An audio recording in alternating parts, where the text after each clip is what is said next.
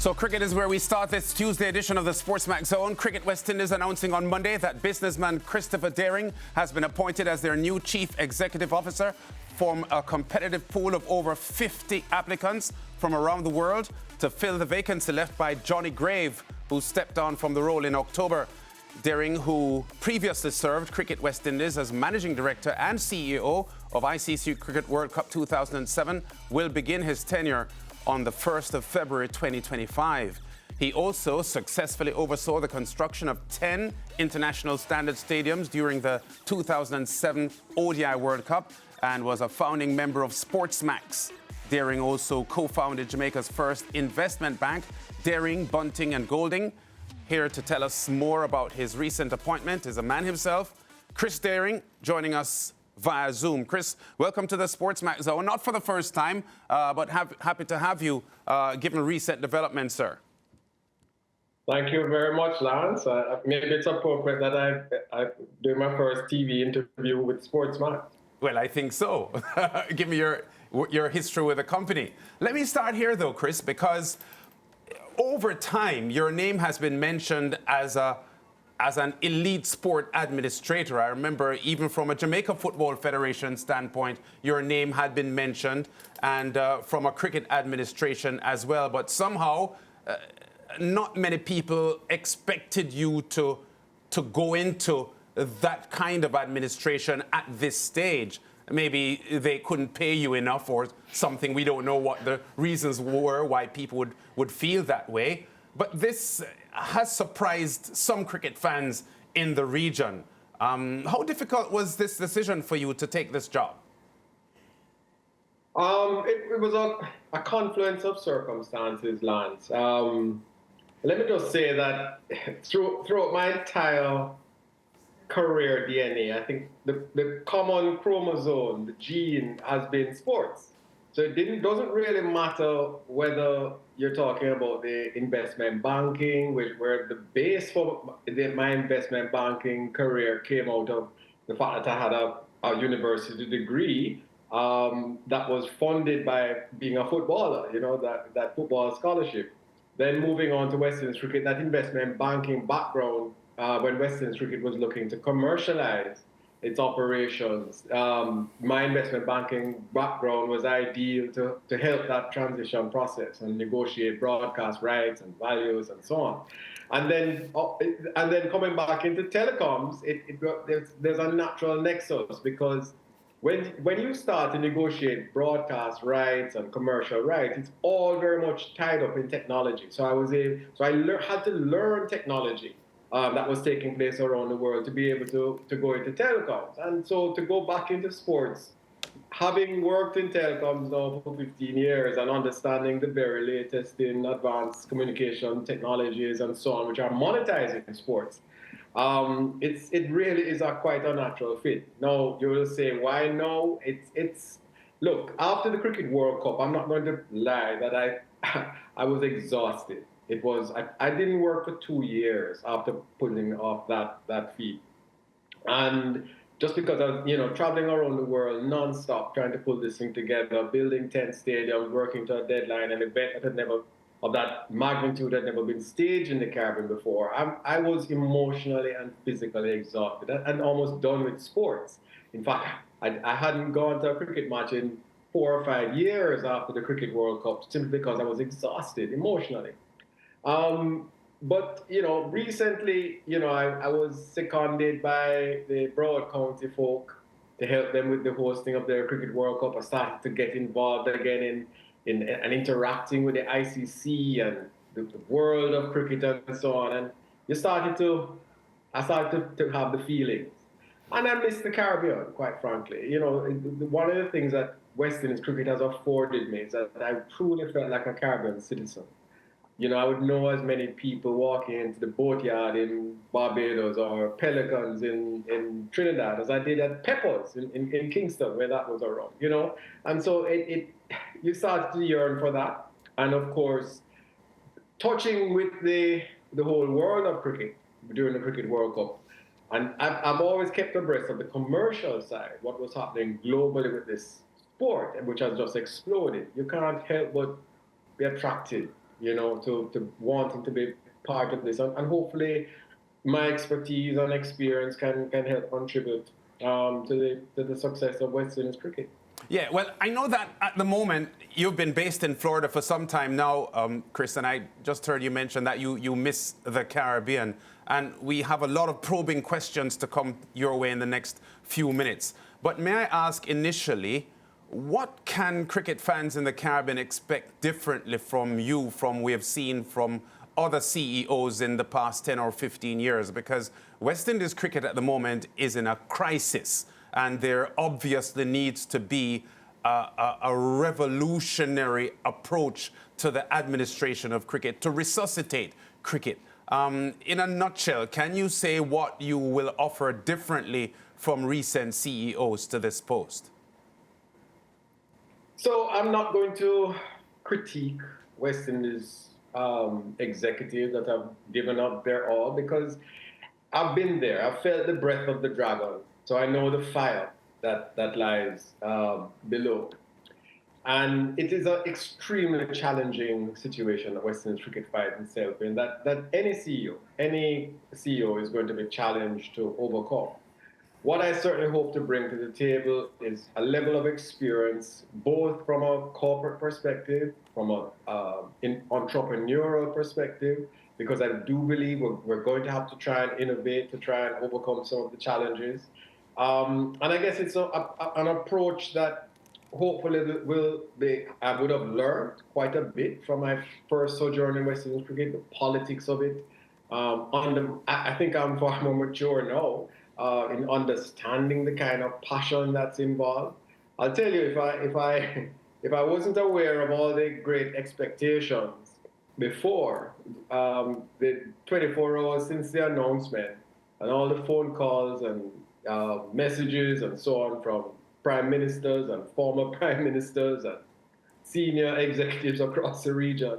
The good news is that, yes, there's still this passion and this desire for everybody to see this turnaround. And I'm just going to give it my all. That's, throw everything that I have into the effort and work with the team that's there and understand the plans that they're embarking on. But, Jamaica is a track and field country. And it's one thing that I learned in Jamaica and track and field is that when people are running a relay, you don't just jump in and start to take over the baton. You have to find out, the pace at which the organization is moving, and you have to make that baton change smooth. Yeah, and Chris, you speak about the business aspect, and we know that any business runs on, proper sponsorship, proper finances when it comes to that. But my question is, based on your passion for cricket, my passion for cricket, have you thought about how you're going to fix the results on the field? Because, I want to see the times of us winning. Well, winning on the field is about process. And the outcome is not so much, shouldn't be the focus. It's how do you put in place a production pipeline that's going to enhance your ability to have a positive outcome at the end of the day. And that's where I think West Indies cricket it's our biggest challenge, because the production pipeline that existed 50 years ago still exists today. Yeah. In the Caribbean. The challenge is that nowhere else in the world and in any sport does our professional athletes, whether it be cricketers, footballers, etc., nowhere in the world those athletes are produced in the same way as they were 50 years ago. I always use the example in recent interviews with my alma mater, Campion College, who won the under-16 tournament in Jamaica. Fairly recently, and I passed by the high school and I saw the boys practicing, and it dawned on me that, hey, these guys are practicing in the same nets with the same number of old cricket balls, a few tired bowlers, in the same way that I would have practiced in the same spot 50 years ago. Yeah. There are no professional athletes being produced the same way. So we have to look at the entire production pipeline, from the root all the way to the fruit, and overhaul each as much as we can. Yeah. We don't have the resources, and we'll never have the resources of an India or an England and so on. But we do have, I believe, a a very solid base, an overabundance, I think, of athletic quotient. And that's what you see on the field. Now we have to hone that from root to fruit to make sure that product that comes off the assembly line at the end is competitive again. And Chris, you and I have had so many sporting discussions, about football, about cricket, about your involvement in sports, just even touring, meeting footballers and all these different things, your passion about sport itself. You now have the opportunity to make a difference, to make a change and to leave a sort of legacy. What have you thought about what that legacy will look like? Well, the first thing I would say to Maria is, look, every sport that I've played team sports, and I enjoy team sports because I've always enjoyed being part of a team. It's a team effort, and I don't want to focus on what I contribute. I think of myself as CEO. You're the one that's held accountable by everybody, but the people that are going to be responsible to getting things done are the people that I work with, my colleagues at Cricket West Indies, the board, the territorial boards. And so it's all about trying to make sure that different parts of the team are working in cohesion. I'm not so worried about my legacy. It's about how can we all come together to contribute to West Indies cricket and make sure that this incredible institution, I'm a passionate sports person. Yeah. And I'll never tell you that cricket, the sport, is my favorite sport. But West Indies cricket is just this special institution that will always hold a very special part of all of us who grew up in the 70s, 80s, 90s, who felt the power and the passion and the identity that West Indies cricket gave us. And, we just have to try and make sure that we protect what's good. There is going to be an evolution that's taking place in the sport. It has already started, and we need to try and ensure that West Indies cricket remains a part of that evolution, that we don't become extinct. So we're going back to the Mound days, the exciting days when you told me that, everybody would come out and just bring their cooler, sit on the ground and watch cricket. Well, the Mound was good in its day. It worked in terms of, I'm glad you mentioned the Mound because, I've always felt that the world of cricket owes the West Indies. This current world that has exploded the T20 and T10 and the 100 and so on, with the partying and so on. First of all, limited overs cricket was created to try and get batsmen and cricketers to play the West Indies way, to make that attractive form of the game, that aggressive form of the game that we brought to the world, that everybody enjoyed. And so they limited the overs to get cricketers to play the West Indies way. Then we started the partying off the field and the music and the entertainment. And we were the ones that culturally integrated music and entertainment with the cricket in seamlessly to make it this incredible product that the rest of the world have captured, packaged it as T20, and are now reaping all the benefits. So certainly I believe that the ICC has a role, and when I say the ICC, not the organization ICC, but the membership of the ICC have a role to try and work with the West Indies to ensure that we remain a solid member and a part of the world cricket. But we also have it incumbent upon ourselves to come up with the kind of solutions that will help the ICC make those decisions. Yeah, and you spoke about evolution, Mr. Dehring. Since the announcement of your appointment on Monday morning by Cricket West Indies, some comments you made about 12 to 18 months ago have been making the rounds, where you said countries like Jamaica, Trinidad and Tobago, Barbados may have to consider going it alone in the international game and separating from what we now know to be the West Indies. Are those comments that you still hold to a year and a half on? Well, I actually wrote an entire article on the theory of what I was speaking about. And it's interesting how the media, people take bits and pieces and not understand the full context. And again, that is a part of the, I guess, the maturity that we need to have in the Caribbean to have serious discussions on these issues.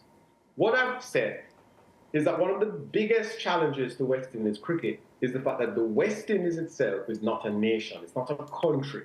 And therefore, we don't get the sort of national resources pumped in. We can't have the sort of national coordination as a country. And I pointed out that the Olympic Games was coming. And this is long before it was announced that cricket was going to be back in the Olympic Games.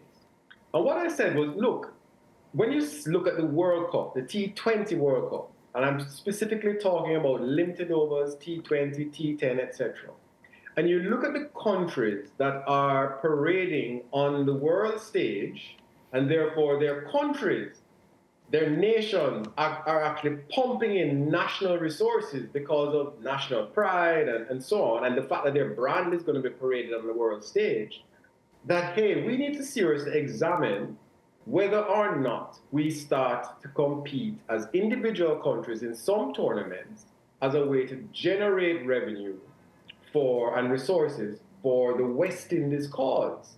So, for instance, the Olympic Games is happening. It's going to happen with or without us. Do we want to be a part of the Olympic Games? Can the Olympic Games be utilized to generate national resources so that at the end of the day, when we do select a West Indies team, we're picking from countries that have invested because they want to go to the Olympics. And they're going to be going to the Olympics unless the Olympics radically changes and makes an exception. The West Indies won't be at the Olympics. Jamaica, for instance, is Jamaica willing to give up its place at the Olympic Games and compete under the West Indies banner?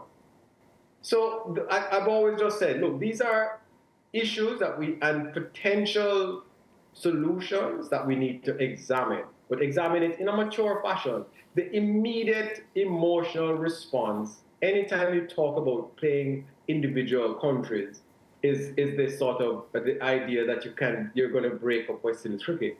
The reality is that Jamaica would have played Barbados in the Super 50 final not long ago if they had turned up. That they're playing under the Jamaica banner, are they not? Barbados is playing under the Barbados banner and flag, are they not? It's only a question of what is the prize. If the prize is simply the Super 50 trophy, is that enough to generate the kind of national resources that we need to make West Indies cricket competitive again? Or imagine if that game was played at Sabina Park and the prize was a trip to the Olympics. I just believe we might have a better chance of generating resources, which will redound to the benefit of West Indies cricket. And that's the point that I've always made. We need to look and see and look at the evolution that is taking place. And it may be that we just start with the Olympics, but I just always said, look, it boggles my mind that the Papua New Guinea, Oman, and some of these other countries, Netherlands and so on, are parading on the world stage at the Cricket World Cup, T20 World Cup. And countries like Jamaica and Barbados and Antigua don't get that opportunity. And that's the substantive point that I've been making. Yeah, all right.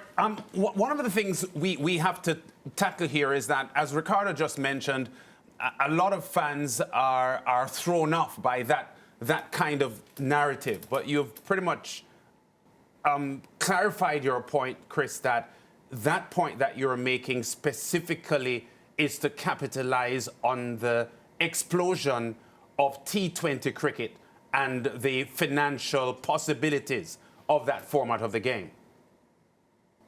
That's right. It's as simple as that. And I'm seeing, other tournaments like T10s moving around the world. Look, the world of cricket has so dramatically changed. If we continue to just do things the way we've been doing it, we're going to have a problem. It is not rocket science. You're seeing it already. And therefore, I think it's incumbent upon all of us to explore every possibility. We're not talking about breaking up the West Indies. We're talking, because we play Jamaica already. Barbados plays as Barbados. It's a question of what is the prize? What would make countries, nations mobilize resources and pride to to invest in this sport at the school, high school level, primary school level, and so on. And I always use the example of Jamaica's track and field. The J3As and President Garth Gale doesn't have to spend a single cent of its commercial resources until athletes are coming off this national production line, which is well funded. And it's funded a lot by pride, national pride. And when I say national pride, it means community pride, it means school pride, it's everything that allows resources to be pumped into champs, into primary school championships, and so on, that create this production pipeline for athletes long before they become national runners and so on. And it's the goal of this Olympic dream, Jamaica, running for Jamaica, the Olympics, that starts pulling kids into that production pipeline. They're seeing their national colors at the Olympics and the pride and so on. And now West Indies cricket used to be that, simply because there was a whole generations of people who felt this power of West Indies cricket. But I don't believe, and I really don't have anything but anecdotal evidence, I don't believe that to the current 15-year-old in the Caribbean, West Indies as a brand means the same thing as it did 50 years ago when we were coming out of colonialism and so on. I don't believe, yes, we still want to beat England in anything. And looks like, the recent netball series in Jamaica is a testament to that. But I don't believe it's the same passions that are driving us desiring to beat England. We want to beat England because they're a big country and we want to beat them because of the colonial past and those things are extremely important to people like myself and my generation. I question whether or not it is the same driving force for youngsters today. And so we need to find new ways to pull kids into this production pipeline. Yeah, well, lots of food for thought there, Chris. We'll have many more discussions in the coming months. And after your tenure starts in February as well, great to talk to you here on the SportsMax Zone. Viewers of the SportsMax Zone right throughout the Caribbean and globally, because that's where our reach is at the moment, would have digested a lot of what you just said. But a lot of it just, the tip of the iceberg. So we know that there's a lot more to come. From a rebuilding standpoint and a resuscitating standpoint, fans are hoping that you can have a great impact on turning West Indies cricket around and getting West Indies cricket turned around even before Arsenal can win the Premier League. I know you're a Gunners fan, so I will leave it there. All right, Chris. Talk to me at the end of the season, Lance. Talk to me at the end of the season. All right. They say that every year. Thank you very much. Is that somebody whose team is lying in 13? I don't call it that end of the table, so I don't know the details. Yeah. Thank you very much. Okay, Chris. We'll talk again soon. Thanks for talking to us. Chris Dehring there, who takes over as the CEO of Cricket West Indies in February 2025. Still a lot more to come on the SportsMax Zone for today. Heavy cricket discussions today, and we'll be back after this.